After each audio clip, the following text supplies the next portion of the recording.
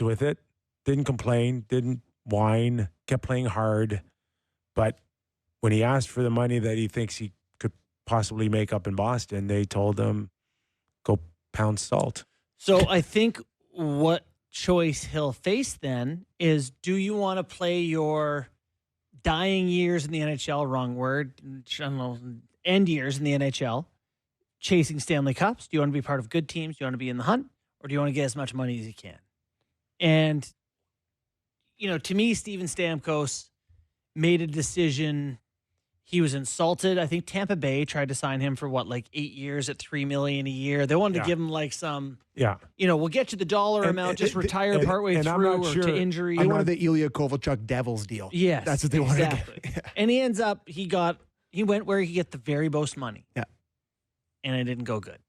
So what's Marchand going to want to be? He's too competitive to just go play for money in Anaheim. The one thing I believe that is going to happen again, because of the salary cap rising, is that there seems to be a level of belief that if you're Marchand or maybe Bennett or certainly Marner, that if you want to go chase your money, you're going to have to go to Chicago. You're going to have to go to all these lower teams. And it's like, it's not true. There's going to be opportunities for these guys to sign a big number on contending teams. Yeah, but if I'm looking at Brad Marchand and I'm a contending team, no chance this 4 years on a guy who you think is slowing down considerably makes sense. What did he have for points this year? It's 47 points this year.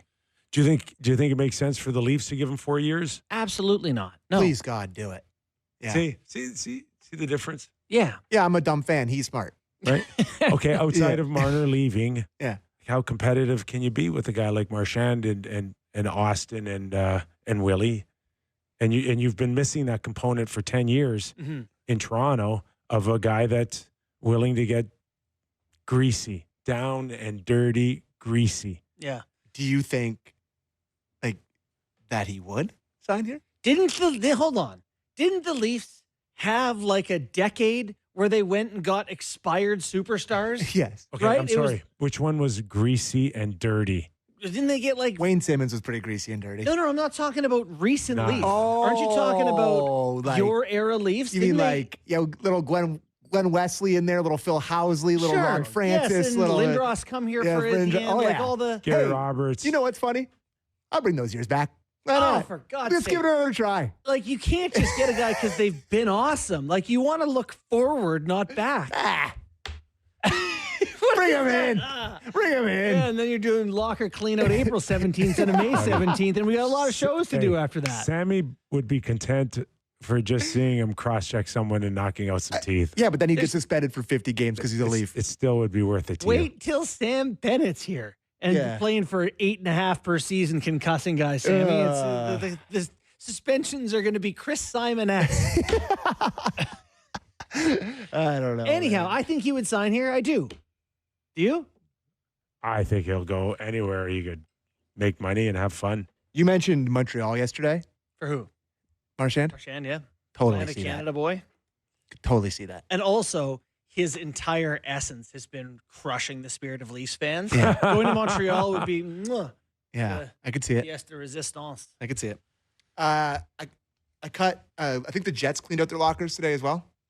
And I was interested in what Connor Hellebuck had to say, because last year, worried about this. Last year, he made some news, I would say, at the locker cleanout. Yeah. And I cut a clip from him about playoff goaltending, and I don't know if it's bad or not. I cut it, and Okay. Let's play. It's in there.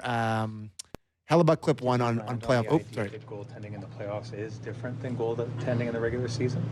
Not a whole lot. Every team plays it different, and I think there's just the way the NHL goes. Sometimes goals are going to happen and goals go in, and